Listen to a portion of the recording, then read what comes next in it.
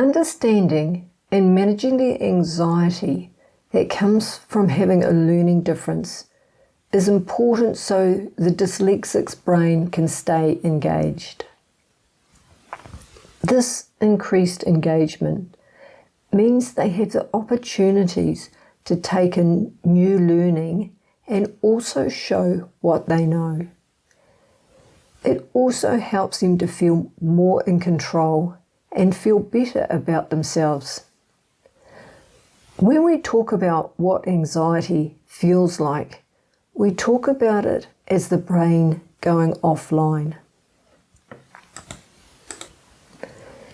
The best technique for when the brain goes offline or is anticipated to go offline is tummy breathing.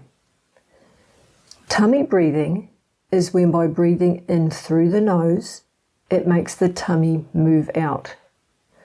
We then breathe out from the nose or the mouth. And you'll be doing this at least 4 or 5 times.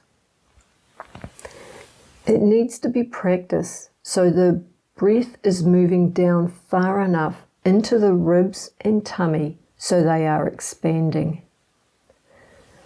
You can practice this by placing one hand on your chest and the other one on your tummy. When you breathe in, the hand on the tummy should rise rather than the one on the chest.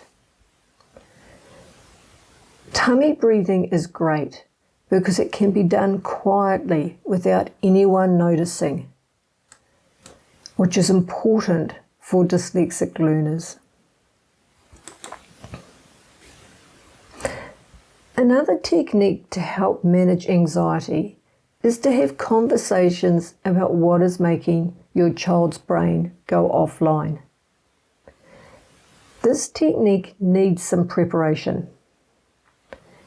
You prep for it by explaining what is happening to their brain when they are feeling uncomfortable or unsafe, and it causes these chemicals to flood into their brain. You talk about how this is a normal reaction and that it happens to everyone, and that when it happens, it can feel like the brain has gone offline or gone blank.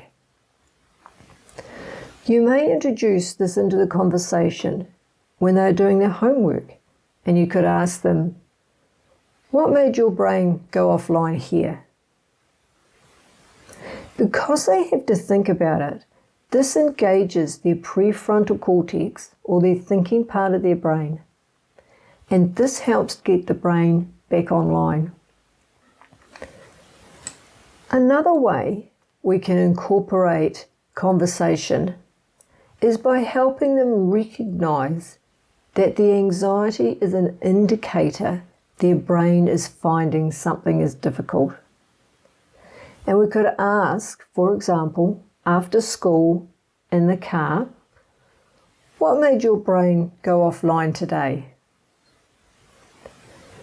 Conversation like this helps them to recognize their brain's reaction and to normalize it. And once they can see this, it means they can then start to manage it. There are also other types of techniques to self-soothe an anxious brain. Being able to squeeze something like blue tack or Play-Doh. Just being in nature is calming. Or being able to rub something smooth or soft like a stone, a soft piece of material, or some fur.